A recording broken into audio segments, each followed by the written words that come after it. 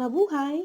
My name is Clammie Cullanan, a Master in Information Technology student of Isabela State University, Cauayan Campus. And this is the title of my research, the Digital Incubator with Antibacterial Treatment and Decision Support Monitoring System.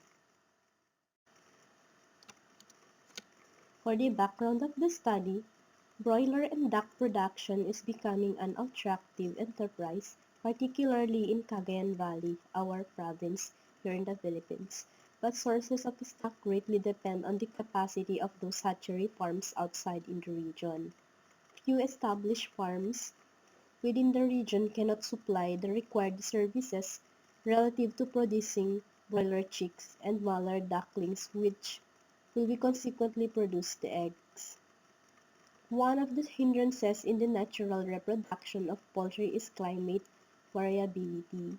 The variability in temperature and humidity plays an important role in the success of reproduction, especially when the egg is the principal input in its natural process. So the process also offers slower reproduction than artificial. So moreover, when the natural hatching is practiced, diseases occurrence is much more possible and the quantity of produce is very limited. Among the major problems encountered by the poultry producers worldwide are the diseases outbreaks, particularly in highly pathogenic avian influenza or the HPAI, and Ebola reston virus which affect young chicks and easily spreads in poultry. Incubator is an apparatus which simulates the brooding of birds by means of temperature, humidity, and ventilation regulation, as well as turning of eggs for embryo development into chicks. Umar et al. 2016. So the new trend in the hatchery technology is the control of climatic or weather condition, which is proven supplied by devices like incubators, which have the near precise supply of the end condition and lessen the chance of disease transmission through hatching eggs.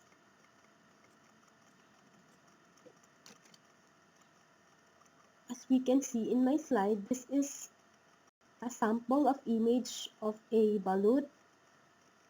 It's a fertilized 18-day-old duck and has revolted even the most daring delicacies with its carnal form, so earning it with the rankings on many of most distinguished or disgusting, strange, or terrifying meal lists. So while food journalists regularly label balut as the Philippines' much loved delicacies in reality. So it is a duck eggs and it is under the duck production, and we all know that one of the most productive livestock business in the country, mainly because of its egg that we can be vented through various channels. So, but one of the disadvantage of this egg is that they fishy and smelly flavor of it that some people doesn't like. So it's for somebody the leading cause why most eggs are processed into two great Filipino delicacies. And it's the balut, fertilized egg. It's almost developed embryo inside, and of course the salted egg. And in the balut, as soon as we can see on the 8th day that it fertilized, you can harvest it on the 18th day and you can consume it already. And in these views, the need to develop devices that will offer a required environment for hatching egg is necessary, and it is the incubator. So one is economically favorable but reliable and efficient. Under the statement of the problem, the development of proposed IoT digital incubator system tries to address the following questions. First is the hatching efficiency rate of the IoT-based digital incubator with the following features: the antibacterial treatment, controlled temperature, humidity, and the moisture. Another one is the respondent's perception on the adaptability level of the IoT-based digital incubator with an antibacterial and decision support monitoring system. And last, what is the extent of compliance of the developed application to ISO 25010 software quality standards? And For the methods and process under the research design, we use the descriptive and digital incubator development. So this includes the hardware and software development of the digital incubator. Under the descriptive method was used in the interpretation of the respondent's response under perception on the adaptability of the technology, while the efficiency of the proposed IoT-based digital incubator was measured through its hatchability test. And the formula given below will be followed by the number of infertile egg equals to the total number of eggs minus the number of fertile eggs. So the hatchability is number of hatch over the number of fertile egg times 100. And this is to measure if the incubator developed is within the acceptable hatching standard. Constant monitoring on the standard moisture, temperature, and humidity observation period must be 36 hours with 4 hours routinary 45 tilting actions.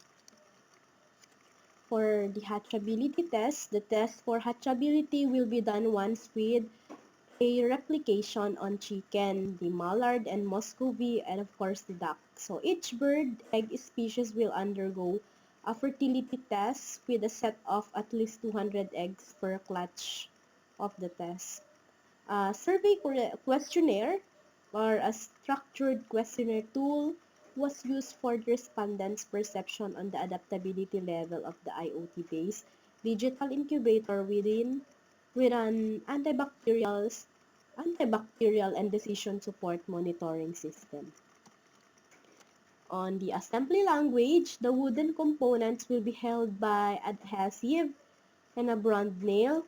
Other components to be attached are to be added by appropriate materials like self-driving screws and clamps.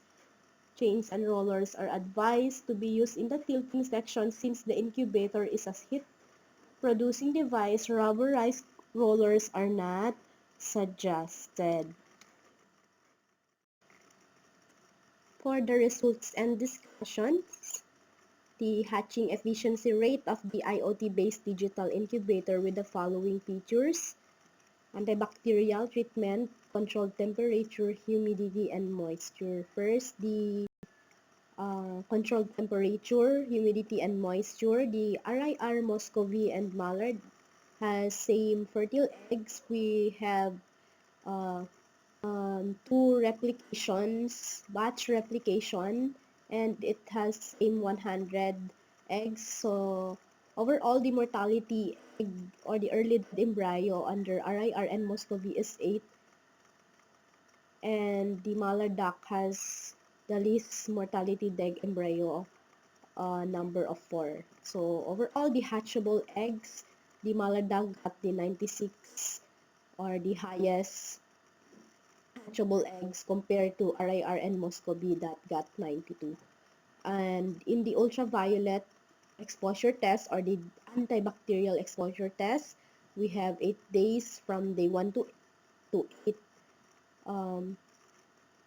The RIR and Muscovy had 2 early embryos. Same of them got 8, I should say, and the mallard duck got 6. So overall, the hatchable eggs of RIR and Muscovy has 92 and the mallard got 94. As per the table under the acceptability level of the system, the overall acceptability is the strongly agree. So the developed IoT egg incubator, on the other hand, is easy to adjust as the study respondents strongly agree on the systems development. For the compliance of the application to ISO 25010 software quality standard, the overall rating is high excellent.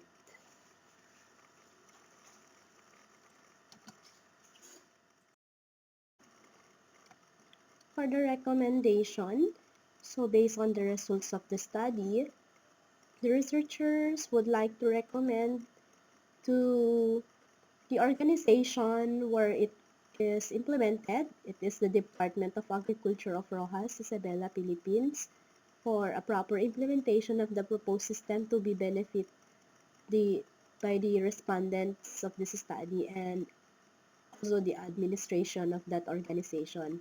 So this is to strengthen the findings of the study. Another kind of research work should be undertaken, and in regard of the developed system, the researcher would like to recommend that include a solar panel so that the user do not have any issues when there is a power shortage. That's all. Thank you.